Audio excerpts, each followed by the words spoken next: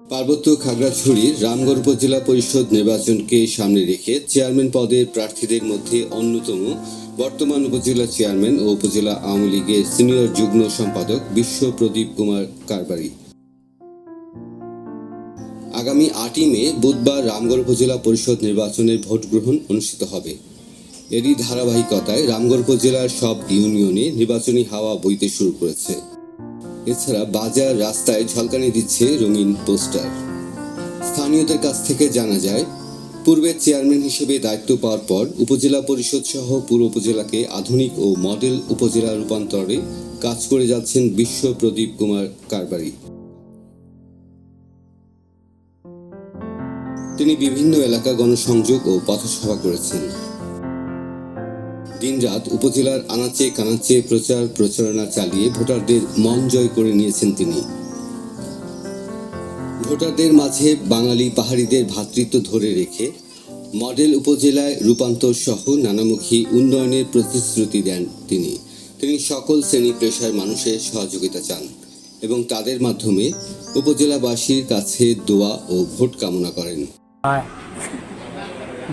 ঠিক আছে, শিক্ষা দিকও ঠিক আছে। বিষয় ত্রিপুরা আমাদের এলাকা উন্নয়ন করছে, ওনাকে আবার দরকার। আমার পুরাটা ইউনিয়নে মোটামুটি এই উপজেলার চেয়ারম্যান যে কাজ করছে, কোনো উপজেলার চেয়ারম্যান আমার মনে হয় না 30 বছর আর করতে পারে না। আমার এই 9 নং ওয়ার্ডে 2টা ঈদগাহ দিছে, আমাদের ধর্মীয় প্রতিষ্ঠান 2টা ঈদগাহ দিছে। একটা মাদ্রাসার কাজ চলতে আছে 14 লাখ টাকা। আমার 8 নং ওয়ার্ডে একটা টয়লেটের কাজ চলতে আছে। আমার 8 নং ওয়ার্ডে আবার একটা মসজিদের কাজ হয়েছে। মোটামুটি আমার এখানে আবার কালফেট ব্রিজ সোলিং হইতে অনেক রোড হয়েছে আমাদের ওয়ার্ডে। আমাদের ফাতাছড়া ইউনিয়নে অত কাজ করছে যেগুলো ভিতর পার্টিটারে মানুষও করে নাই।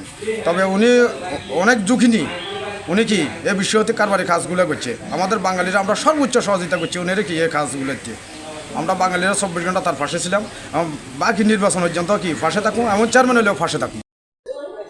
উনি নির্বাচন হওয়ার পর আমাদের 7 নম্বর ওয়ার্ডে খুব ভালো কাজ করছে। অনেক ঘরগুলো যে দেশে ওনার উচিতে ঘরগুলো হয়েছে, এছাড়া কেউ দেয় না এবং হয়ও নাই। আমি জয়ের ব্যাপারে শতভাগ আশাবাদী।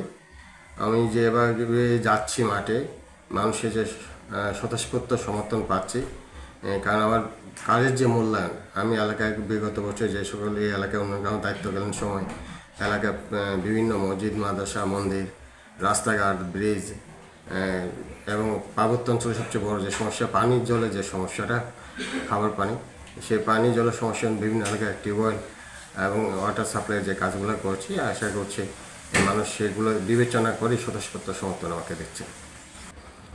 জনগণের কাছে আমার প্রত্যাশা হলো আপনারা আস্থা রাখেন, বিশ্বাস রাখেন আমার উপর।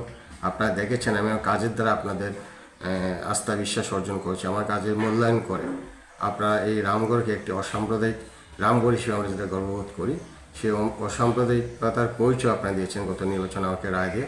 আমি আশা করছি এবার আপনারা সেই আশা ভরসা রাখবেন এবং রামগড়কে আমি যে প্রতিশ্রুতি দিয়েছি আপনাদের কাছে, রামগড়কে আধুনিক রামগড় হিসেবে গড়ে তোলার জন্য স্মার্ট বাংলাদেশ মাননীয় প্রধানমন্ত্রীর যে ঘোষণা, সেই স্মার্ট রামগড় গড়ে তোলার জন্য, রামগড় উপজেলা হিসেবে গড়ে তোলার জন্য আমি শতভাগ আশাবাদী। আপনার সেই আস্থাটুকু রাখতে পারেন।